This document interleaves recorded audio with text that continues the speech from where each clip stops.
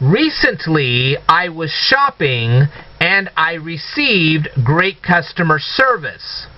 I decided to acknowledge their great customer service by visiting the retailer's website and participating in one of their surveys. Now, I know that customer satisfaction surveys can take a little time out of a person's day, but I felt it was worth it. But in the not-so-distant future, I think I will be deprived of future opportunities to provide good customer feedback. And that's because of a decision that the Carl's Jr. Corporation recently made. Now, I know that some of my students have never heard of the Carl's Jr. Corporation.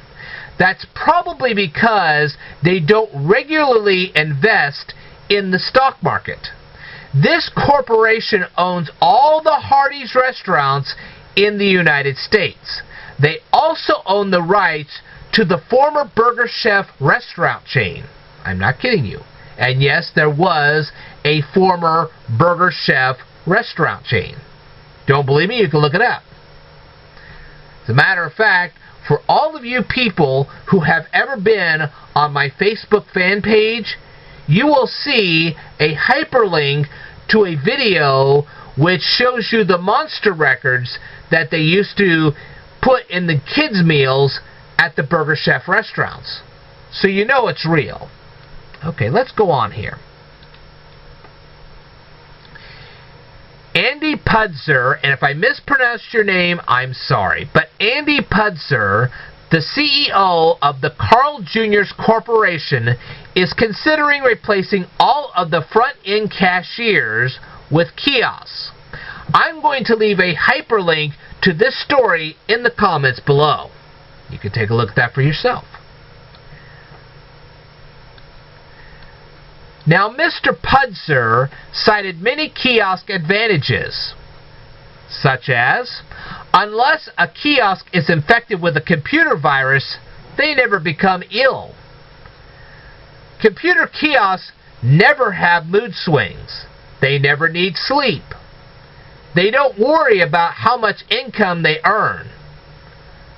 They promote all the products that the company wants them to promote, that is. And these kiosks performs all the tasks that its supervisors that the supervisor asks these kiosks to do. Okay? I know that was a little tongue twister, but we'll go on here. Some people, including Mr. Puzder, may think that a kiosk is a perfect employee. But let's think about this a little bit further, shall we? Recently, I had to purchase groceries and I used a kiosk. I admit I didn't have to wait in a long line. Of course, the kiosk was polite and kind. But the kiosk couldn't relate to me. It didn't know if I found everything I needed. I couldn't ask it any questions. I couldn't develop a rapport with the kiosk. And yes, that is spelled R-A-P-P-O-R-T. I found that out today. Okay? But I couldn't develop a rapport. Now, that's a French word. That's why the T is silent. I just wanted to mention that to you. But I couldn't develop a rapport with the kiosk. Okay? This particular kiosk was similar to vending machines. It accepted paper currency and coins. At first, it accepted my coins, but at a certain point, the machine jammed. Fortunately, there was a cashier nearby who removed the jam and got the thing fixed so I could finish the transaction. Okay? Now, I'm not sure what I would have done if there had not been a cashier nearby. Years ago, I tried to purchase a bottle of soda from a vending machine. The vending machine malfunctioned and didn't give me the bottle of soda. On that occasion, I lost $1.50. I didn't lose any sleep about being cheated out of a bottle of soda, but I can't imagine losing grocery money to a kiosk. I just can't imagine that. Okay. But some young people today have a simple answer for me. Just ditch my paper currency and use a debit or credit card. Or use one of those sophisticated watches or smartphones or something like that, because you have all these new devices now. You just wave them across the numeric keypad, and all of a sudden, boom, your purchases are paid for. However, I don't think they've ever heard of identity theft. I don't think they consider power outages or server crashes. Now, I know there are times when people should use a debit or credit card, but I decided long ago not to use a debit or credit card to purchase groceries. When a person constantly uses debit or credit cards, they could lose track of the money they are spending. This can start them on a path, and I'm sorry about my voice, this can start them on a path of perpetual debt. And that's not a good thing. Let's go on. But the problems with kiosks don't end there. Major broadcast companies bombard us every day with advertisements and product placements. Many magazines have more pages devoted to advertising than to informative articles. Don't believe me? Go to the store next time. Pick up a magazine. See if I'm telling the truth. And just try to escape internet advertising. It's not as easy as you may think. So why would I want to subject myself to a kiosk that will bombard me with advertising? Usually a cashier can tell if a person wants to hear a sales pitch and when a person doesn't. Kiosks can't do this. That's another reason why I prefer live cashiers.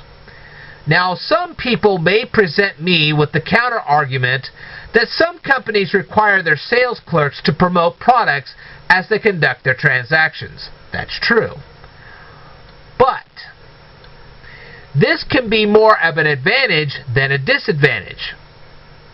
Some people may be able to assess how intelligent and enthusiastic a sales clerk is by the sales pitch they deliver. In other words, depending on their sales pitch, you can hopefully assess whether that person can actually accurately count change back to you. Might make you a little leery to go through their line ever again. Who knows? Okay. Now then, have you ever purchased a product and it didn't meet your expectations? It's simple to return a product to a live cashier. Try that with a kiosk. Yeah, right. Now, I personally think it's important to develop a good rapport, and I need to say that again, rapport, not rapport, rapport, and I just covered that earlier in this video. I think it is very important to develop a good rapport with a sales clerk. A good sales clerk can help you when you're in a bind. For instance, if a clothing store sales clerk, let's just say, a clothing store sales clerk can help you look your best for a job interview. And if your pipes freeze like mine did this past winter, a sales clerk may be able to offer you alternatives to hiring a plumber. Of course, you can ask any bartender or server how important customer rapport is. Okay. Of course, customer complaints can become an occupational hazard. Let me say that again. Of course, customer complaints can become an occupational hazard of a sales clerk's career. Many of my friends are sales clerks, and they know this fact all too well. But I can offer some comfort to those who face this occupational hazard. Now, let me say this again. Now, some customer complaints come from shoplifters. Surprised? You shouldn't be. Can I prove this? Absolutely. If you find this hard to believe, I invite you to read a web article about shoplifters who complained about prices in a store. The hyperlink to this story is in the description below.